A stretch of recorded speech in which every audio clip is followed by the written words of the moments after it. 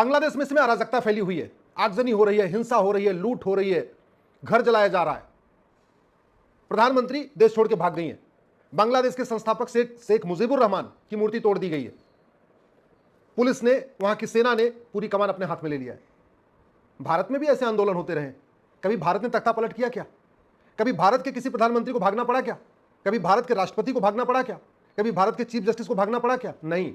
इसलिए मैं भारत के माननीय सांसदों, विधायकों, मंत्रियों, हाई कोर्ट के जजों और सुप्रीम कोर्ट के जजों से बहुत विनम्रतापूर्वक निवेदन कर रहा हूं कि आप पूरी दुनिया में जो हो रहा है उसको समझिए और उसके हिसाब से भारत के लिए योजना बनाइए।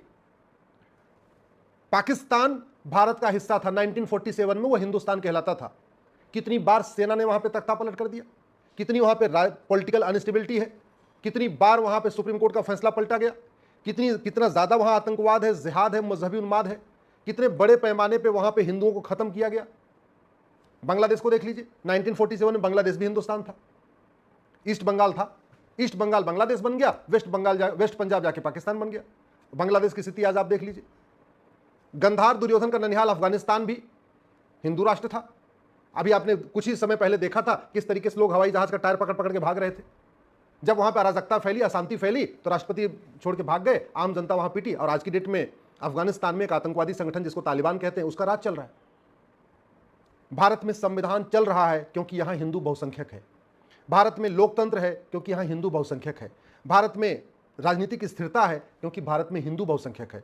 भारत में सबको समान न्याय मिलता है क्योंकि हिंदू बहुसंख्यक है। भारत में सबको समान अवसर मिलता है क्योंकि हिंदू बहुसंख्यक है। भारत के 80% बूथों पे शांति से इलेक्शन हो जाता है क्योंकि भारत में उन बूथों पे हिंदू बहुसंख्यक है।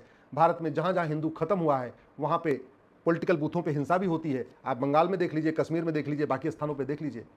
तो ये बहुत सोचने की बात है कि भारत का भविष्य 20-25 साल के बाद क्या होगा। आज की डेट में हम भी बहुत तेजी के साथ उसी रास्ते पे जा रहे हैं जिस रास्ते पे कभी पाकिस्तान में हुआ था और बांग्लादेश में हुआ था। चलो और छोड़ लीजिए, ब्रिटेन में, इंग्लैंड में आगजनी फैली हुई है, फ्रांस में इसके पहले आगजनी फैल चुकी है, यूरोप में पूरी आगजनी फैली हुई है। कौन फैला रहा है? बाकी यूरोप और इंग्लैंड में आगजनी कौन फैला रहा है? घुसपैठी है।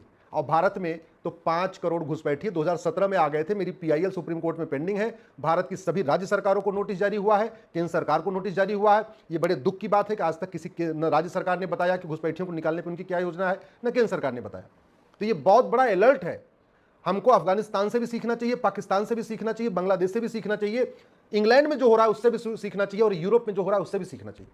ये भारत में जो कहते हैं ना हिंदू हिंसक होता है, अरे हिंदू हिंसक होता तो आज की डेट में भारत में बहुत कुछ चेंज हो गया होता। हिंदू हिंसक नहीं है, इसलिए भारत में संविधान है, भारत में कानून है। सुप्रीम कोर्ट जो फैसला देता है वो बाकायदा इंप्लीमेंट हो जाता है। संसद में जो कानून बनते हैं वो भी अडॉप्ट हो जाते हैं। नहीं तो हमने CA के कानून में देखा हुआ था, एक CA कानून बना था, कैसे देश में पूरी आगजनी हो गई थी, और आज तक उस CA के कारण, CA कानून बनने के बाद भी भारत में रह रहे जितने शरणार्थी थे बेचारे, पाकिस्तान, बांग्लादेश, अफगानिस्तान को नागरिकता आज तक भी सबको नहीं मिल पाई है।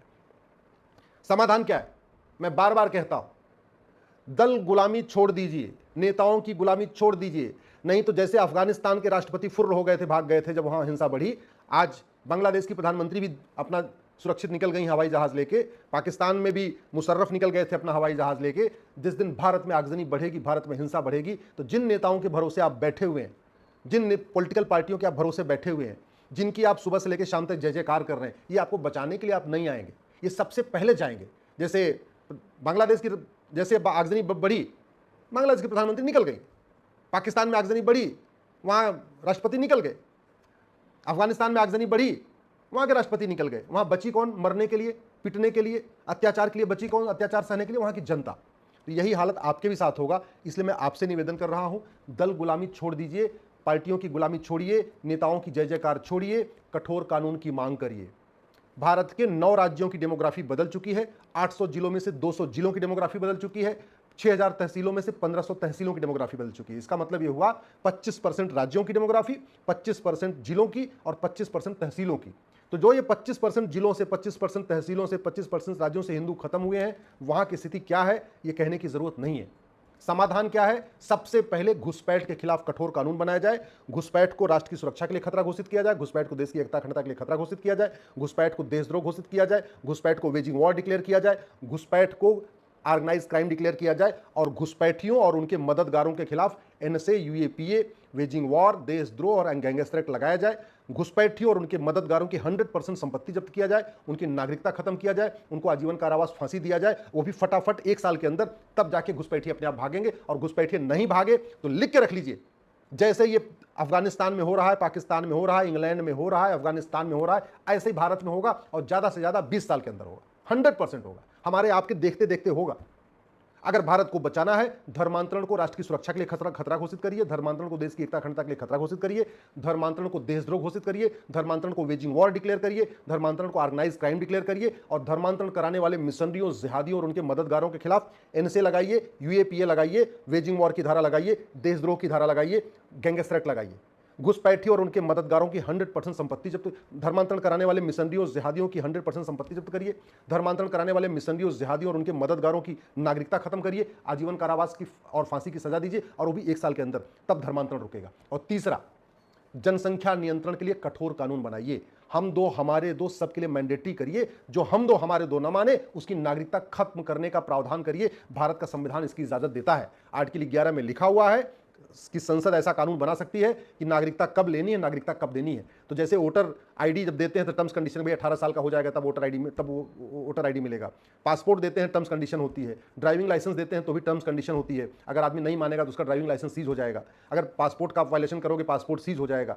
हर जो भी हम डॉक्यूमेंट बना के देते हैं उसकी टर्म्स कंडीशन होती है। ऐसे ही एक नागरिकता की टर्म्स कंडीशन होगी। अगर भारत में धर्मांतरण करोगे, अगर भारत में हम दो हमारे दो नहीं मानोगे तो आपको भारतीय नहीं माना जाएगा। यही तरीका है। नहीं तो आप याद रखिएगा, अफगानिस्तान हिंदू खत्म, पाकिस्तान हिंदू खत्म, बांग्लादेश हिंदू खत्म, भारत के 9 राज्यों से हिंदू खत्म, भारत के 200 जिलों से हिंदू खत्म, भारत की 1500 तहसीलों से हिंदू खत्म, भारत के बॉर्डर पे जो 300 तहसीलें हैं उनमें 300 की 300 तहसीलों से हिंदू खत्म हो चुके हैं, पलायन कर चुके हैं, बड़े पैमाने पर पलायन कर रहे हैं। ये नेता जैसे शेख हसीना लंदन जा रही हैं या जहां भी जा रही हैं, ऐसे भारत के नेता भी कोई इटली भाग जाएगा, कोई ऑस्ट्रेलिया भाग जाएगा, कोई लंदन भाग जाएगा। आप जिन नेताओं के भरोसे बैठे हुए हैं, ये सारे नेता या तो लंदन में अपना फार्म हाउस बना चुके हैं या ऑस्ट्रेलिया में अपना फार्म हाउस बना चुके हैं। अलग अलग देशों में जहां जहां इनको सुरक्षित लगता है वहां ये अपना फ्लैट भी खरीद चुके हैं, बंगलो भी बना चुके हैं, फार्म हाउस बना चुके हैं। जिस दिन 20 से 25 साल के बाद भारत में आगजनी होगी, ये पहले निकल जाएंगे, क्योंकि इनको पुलिस पहले अलर्ट दे देगी। पुलिस इनको पहले बता देगी ये होने वाला है, ये चुपचाप निकल जाएंगे और बच्चों के आप और हम। जैसे पाकिस्तान में इतनी हिंसा हुई 1947 में, कोई नेता नहीं मारा गया,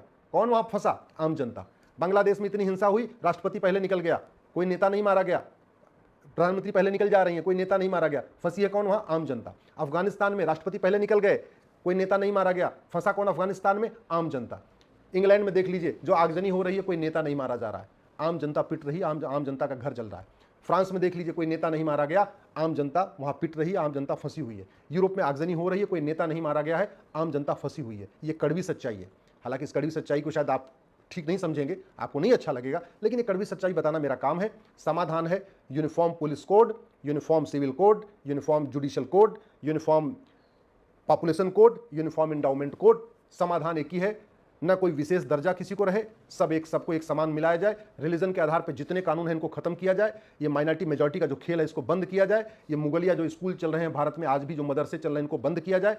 अंग्रेजों के द्वारा शुरू किए गए मिशनरी स्कूल बंद किए जाए। भारत में सबके लिए समान शिक्षा हो, समान नागरिक संहिता हो, घुसपैठ के खिलाफ कठोर कानून हो, धर्मांतरण के खिलाफ कठोर कानून हो, जनसंख्या नियंत्रण के लिए कठोर कानून हो। यही समाधान है। नहीं तो याद रखिएगा, जैसे अफगानिस्तान से खत्म हुए, पाकिस्तान से खत्म हुए, बांग्लादेश से खत्म हुए, जैसे बांग्लादेश जल रहा है, ब्रिटेन जल रहा है, अफगानिस्तान जल रहा है, पाकिस्तान जल रहा है, ऐसे ही पूरा भारत जलेगा। और वही दूर नहीं, 20 से 25 साल के अंदर जिन पॉलिटिकल पार्टियों के भरोसे बैठे हैं वो कुछ नहीं करेंगी, जिन नेताओं के भरोसे बैठे हैं वो पहले भारत छोड़ के भाग जाएंगे।